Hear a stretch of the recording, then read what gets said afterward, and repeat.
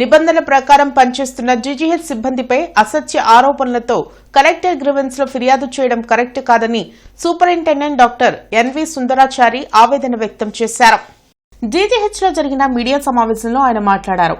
మల్లెల గోపి అనే వ్యక్తి ఆటిజంతో బాధపడుతున్న తమ 5 ఏళ్ల కుమారుడికి సదరం సర్టిఫికేట్ కోసం దరఖాస్తు చేసుకున్నారని తెలిపారు. అయితే ఆ బాలుడికి టెంపరరీ సర్టిఫికేట్ మంజూరు చేయడం జరిగిందన్నారు. దీంతో గోపి పర్మనెంట్ సర్టిఫికేట్ కోసం 50,000 డిమాండ్ చేశారని ప్రజా గ్రీవెన్స్ లో ఫిర్యాదు చేశారని తెలిపారు. వాస్తవానికి ఆటిజంతో బాధపడుతున్న వారికి 18 సంవత్సరాలు నిండే వరకు పర్మనెంట్ సర్టిఫికేట్ ఇచ్చే అవకాశం లేదన్నారు. తమ సిబ్బంది ఎటువంటి తప్పు చేయలేదని, ఇలాంటి ఫాల్స్ ఫిర్యాదుల వలన ఎంతో ఆవేదనకు గురి కావాల్సి వచ్చిందన్నారు. ఈ కార్యక్రమంలో జీజీహెచ్ సిబ్బంది పాల్గొన్నారు. 5 సంవత్సరాలప్పుడు మీరు కనుక చూస్తే టెంపరరీ సర్టిఫికేట్ ఏమన్నారు, మళ్ళా 18 ఇయర్స్కి మళ్ళీ రిజిస్ట్రేషన్ ఏమన్నారు. ఆ ప్రాబ్లం ఉంటే పర్మనెంట్ సర్టిఫికేట్కి ఎలిజిబిలిటీ. ఈ అబ్బాయి వయసు 5 సంవత్సరాలే కాబట్టి ఆర్టిస్టిక్ స్పెక్ట్రమ్ డిజార్డర్లో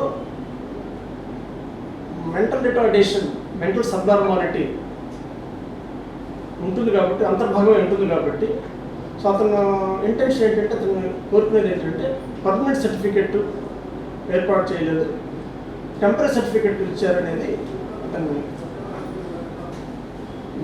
విషయం అన్నమాట. అయితే కిషి కొండవీటి కిషి గారు బాబుని చూడటం జరిగిందంట. వెంటనే నేను పిలిపించాను, వెంటనే కాల్ చేశాను. డిపార్ట్మెంట్ డాక్టర్ కిరణ్ గారిని, కిషన్ ఇద్దరిని పిలిపించారు. సెకండ్ హాల్కి వచ్చారు, 10 నిమిషాలు వచ్చారండి. బాబుడు ఫాదర్ కూడా ఉన్నారు.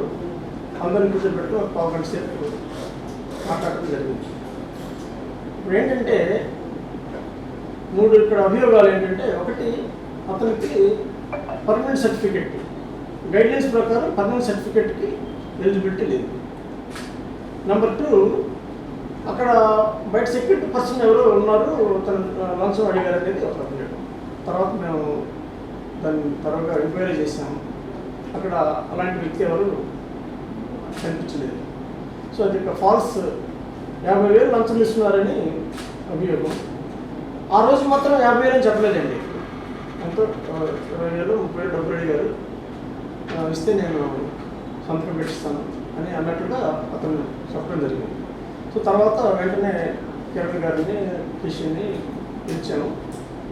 సో ఇదైతే సర్టిఫికేట్ విషయంలో అది that child is not eligible for permanent certificate. Regarding money, ఆ సెక్యూరిటీ పర్సన్ అనేది అతను ఐడెంటిఫై చేయలేదు ఇంతవరకు. సాయంత్రం ఎంపీ గారు కూడా ఆఫీస్కి పిలిస్తే మార్నింగ్ వచ్చారంటే కానీ సాయంత్రం రాలేదు.